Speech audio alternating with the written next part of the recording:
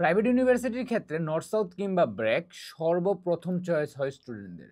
North south এবং ব্র্যাকের আগামী পরীক্ষা হতে যাচ্ছে 29 নভেম্বর এবং 12ই ডিসেম্বর।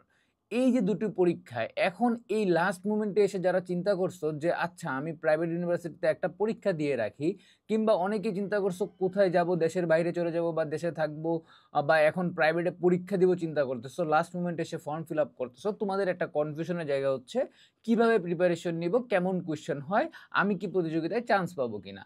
এখন সিম্পলি যদি আমরা বলি এই দুইটা ইউনিভার্সিটি কিংবা অন্য যে কোনো প্রাইভেট ইউনিভার্সিটির ক্ষেত্রেই আমাদের মোস্টলি যে কমন কোয়েশ্চেন হয় সেটা হচ্ছে ইংলিশ এবং জেনারেল ম্যাথ থেকে।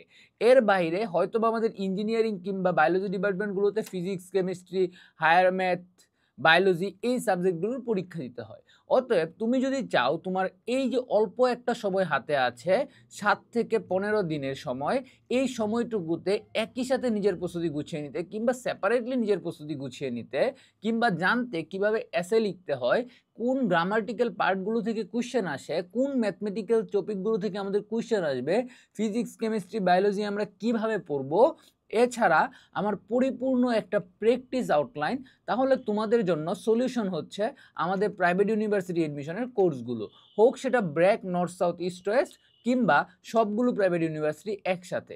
তাই এখনই চেক করো কমেন্ট বক্স।